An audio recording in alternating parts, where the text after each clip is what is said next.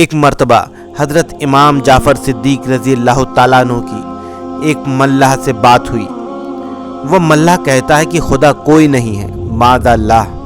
حضرت امام جعفر صدیق رضی اللہ تعالیٰ عنہ نے اس سے فرمایا، تم ایک جہاز ران ہو، یعنی جہاز چلانے والے ہو، تو یہ بتاؤ کہ کبھی تمہارا سمندری طوفان سے سامنا پڑا ہے؟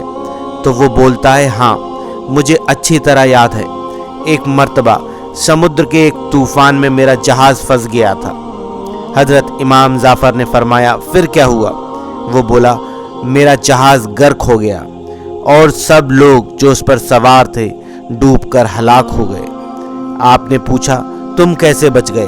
وہ بولا، میرے ہاتھ میں جہاز کا ایک تخت آ گیا تھا، میں اسی کے سہارے تیرتا ہوا ساحل کے کچھ قریب پہنچ گیا تھا۔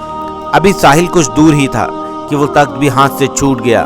پھر میں نے خود ہی کوشش شروع کر دی، ہاتھ پیر مار کر کسی نہ کسی طرح کنارے آ لگا۔ حضرت امام جعفر رضی اللہ تعالیٰ عنہ نے فرمایا، اب سنو، جب تم اپنے جہاز پر سوار تھے تو تمہیں اپنے جہاز پر اعتماد اور بھروسہ تھا کہ وہ جہاز تمہیں پار لگا دے گا۔ پھر وہ ڈوب گیا تو تمہارا اعتماد اور بھروسہ اس تخت پہ رہا جو اتفاقاً تمہارے ہاتھ لگ گیا، مگر جب وہ بھی ڈوب گیا تو سوچ کر بتاؤ کہ اس بے سہارا وقت میں اور بے چارگی کے عالم میں کیا تمہیں کسی سے امید تھی کہ اب کوئی بچانے آئے گا اور تمہیں بچا سکتا ہے؟ تو وہ بولا، ہاں یہ امید تو تھی۔ حضرت امام جعفر رضی اللہ تعالیٰ عنہ نے فرمایا، مگر وہ امید تھی کس سے کہ کون بچا سکتا ہے؟ اب وہ ملح خاموش ہو گیا تو آپ نے فرمایا، خوب یاد رکھو، اس بے چارگی کے عالم میں تمہیں جس ذات پر امید تھی وہی خدا ہے اور اسی نے تمہیں بچا لیا تھا۔